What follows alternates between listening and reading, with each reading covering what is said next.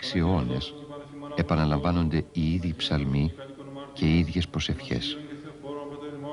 Στον ιερό αυτό χώρο όλα παραμένουν αμετάβλητα και αναλύοντα. Αγίων και δικαίων Θεοπατώρα και Μικιάνης, του εναγίης Πατρός ημών, μεθοδίου Επισκόπου Πατάρου, που και τη μνήμην επιτελούμε και πάνω των Αγίων ελεήσε και σώσε ημάς, ως αγαθός και φιλάνθρωπος και ελεήμων Θεός, διευχών των Αγίων Πατερών ημών, Κύριε Ιησού Χριστέ ο Θεός, ελεήσον και σώσον ημάς.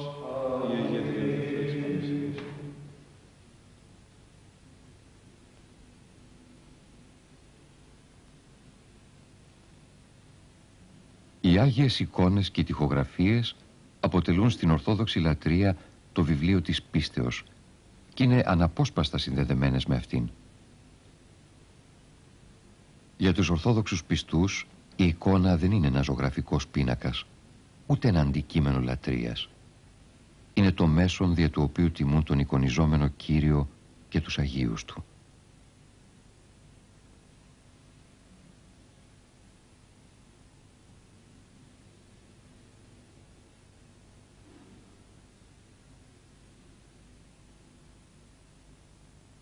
Η εικόνα δεν παρουσιάζει τον Άγιο ως ύλη, ως σώμα, αλλά ως υπέρβαση.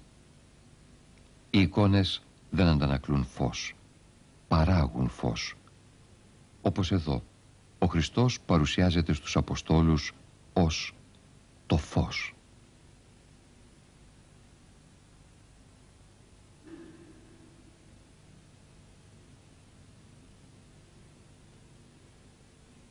Κύριε Ιησού Χριστέ, Υιέ του Θεού, ελέησον ημάς. Κύριε Ιησού Χριστέ, Υιέ του Θεού, ελέησον ημάς. Κύριε Ιησού Χριστέ, Υιέ του Θεού, ελέησον ημάς. Κύριε Ιησού Χριστέ, Υιέ του Θεού, ελέησον ημάς. Προσευχή, εργασία, εργασία, προσευχή. Δύο έννοιες που καθορίζουν τη ζωή του μοναχού.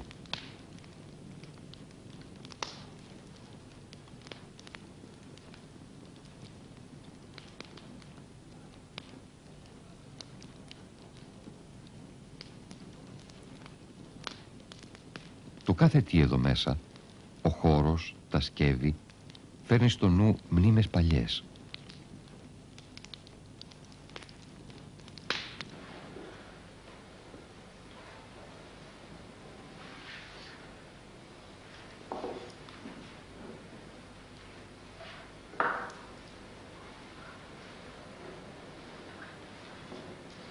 Εδώ το ψωμί είναι ακόμη ζυμωμένο με τα χέρια και οι καρποί της γης έχουν μαζευτεί ένας-ένας με κόπο και αγάπη.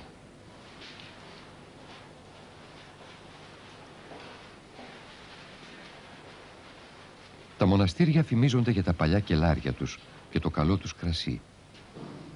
Και ίνος εφραίνει καρδίαν ανθρώπου. Και άρτος καρδίαν ανθρώπου στηρίζει. Ψωμί και κρασί, προϊόντα μόχθου και αγάπης, που όχι μόνο συντηρούν με χαρά τη ζωή, αλλά και δίνουν την αιώνια ζωή μετουσιωμένα σε σώμα και αίμα Χριστού.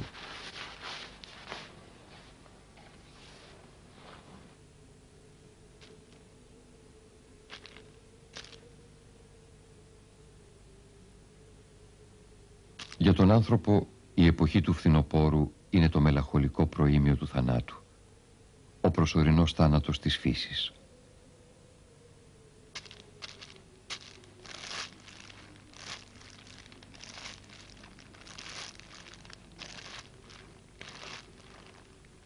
Ο Θεός χώρισε το χρόνο σε 4 εποχές. Μέσα στη θεϊκή αιωνιότητα, για το μοναχό, το παρελθόν, το παρόν και το μέλλον συγχωνεύονται.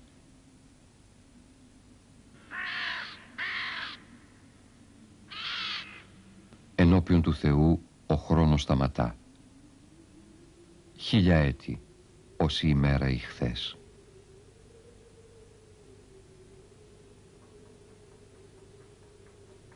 Κύριε Ιησού Χριστέ, Υιέ του Θεού, ελέησον ημάς. Κύριε Ιησού Χριστέ, Υιέ του Θεού, ελέησον ημάς.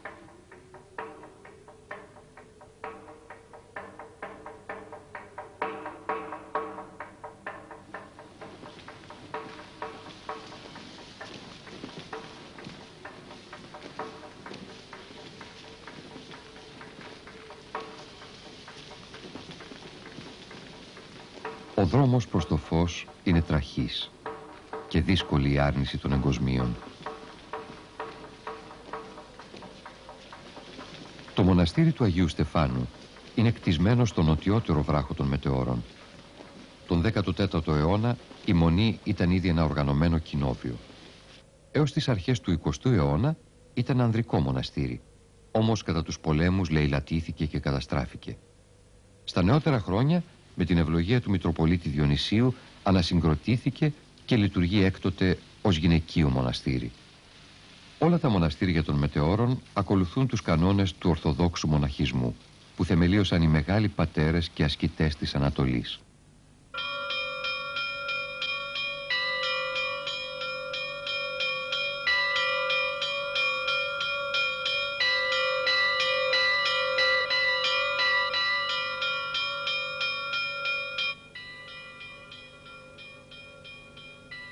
Η μοναχή του Αγίου Στεφάνου Θεοτέκνη μας λέει: ο μετεωρίτικος χώρος έχει μια ιδιαίτερη έλξη, όχι μόνο στον επισκέπτη που θα περάσει για λίγες ώρες, αλλά και στον μοναχό που θα αποφασίσει διαβίου να υπηρετήσει αυτό το χώρο.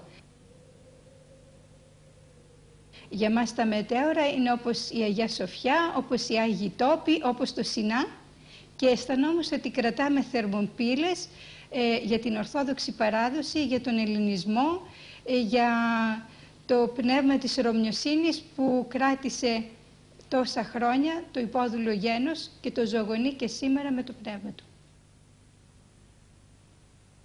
Η μοναχική ζωή θεωρείται και είναι στη βίωσή της η υψηλότερη και τελειότερη μορφή ζωής, γι' αυτό και πλήθος νέων ανθρώπων και ειδικά πεπαιδευμένων προσέρχονται σήμερα στα μοναστήρια μας.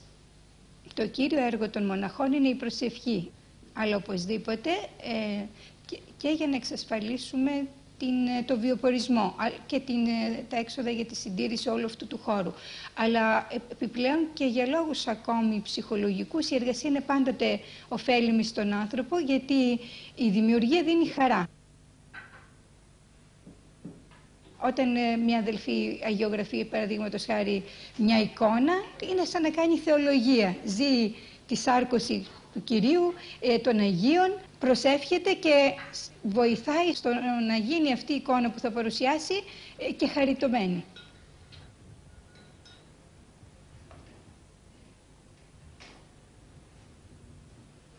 Σκυμμένες υπομονετικά πάνω από τα χρώματά τους, οι μοναχές δουλεύουν καιρό για να τελειώσουν μια αγιογραφία. Η ορθόδοξη πίστης δίνει ζωή στο έργο τους, όσο κι αν η αισθητική αξία του φέρει τα ίχνη μιας ανθρώπινης αδυναμίας ή ατέλειας.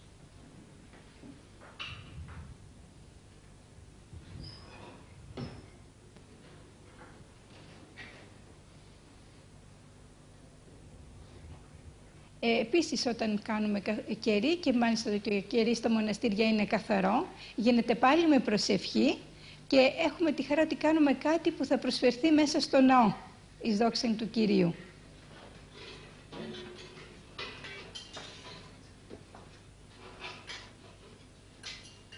Κύριε μου Ιησού Χριστέ, Υιέ του Θεού, ελέησον ημάς. Κύριε μου Ιησού Χριστέ, Υιέ του Θεού, ελέησον ημάς.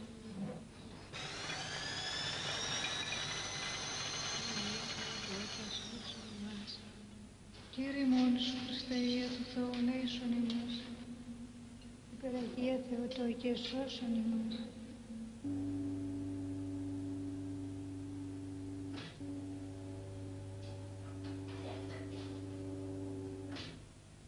Κύριε μου Ιησού Χριστέ, Υιέ του Θεού, ελέησον ημάς.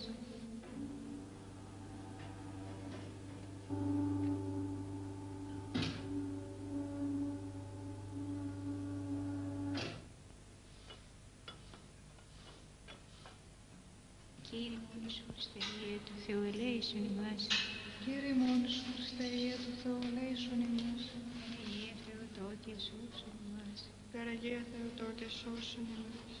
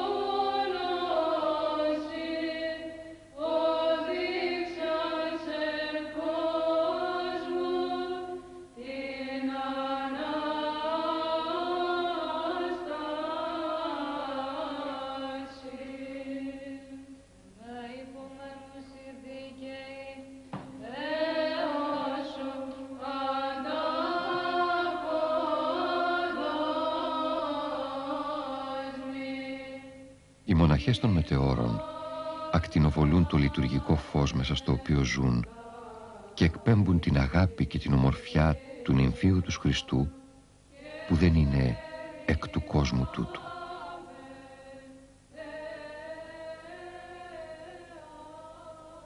Για να αντικρίσει κανείς τη γραμμή του ορίζοντα, πρέπει να ανασηκώσει το βλέμμα του. Ακόμη και όταν είναι φορτωμένος με τα πιο μαύρα σύννεφα, ο ουρανός των μετεώρων παραμένει φωτεινός.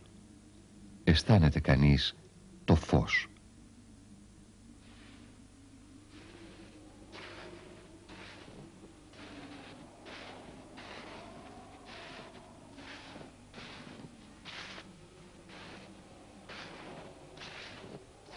Το χειμώνα η πνευματική ζωή αποβαίνει τόσο έντονη, ώστε οι ανθρώπινες αισθήσεις δεν επαρκούν για την αποκάλυψη του νοήματος της ζωής, το θαυμασμό της δημιουργίας, την προσευχή.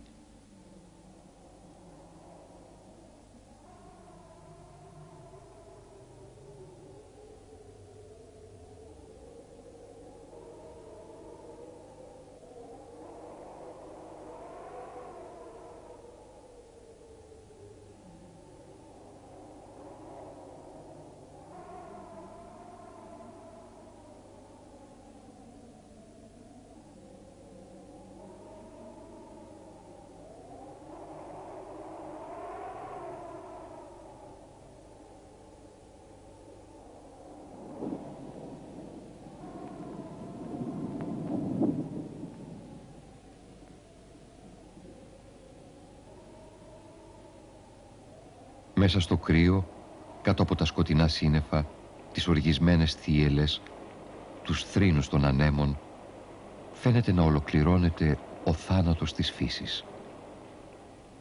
Όμως τότε γεννιέται το φως. Σαρκώνεται ο Θεός.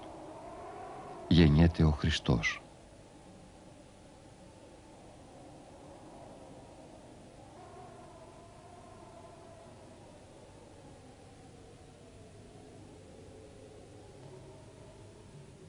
Η ανθρώπινη ευσέβεια πλούτησε τα μοναστήρια με άπειρα έργα τέχνης και εκδηλώσεις λατρείας και αγάπης προς το Θεό. Η ανθρώπινη όμως κακία και άγνοια κατέστρεψε πάρα πολλά. Οι μοναχοί, άγρυπνοι φύλακες της πίστεως, κατόρθωσαν με αγώνες και θυσίες να κρατήσουν και να συντηρήσουν ό,τι απέμεινε εδώ, στο μουσείο του Μεγάλου Μετεώρου. Λειψανοθήκες όπως αυτή του κτήτορος Οσίου Ιωάσαφ και μήτρες επισκόπων.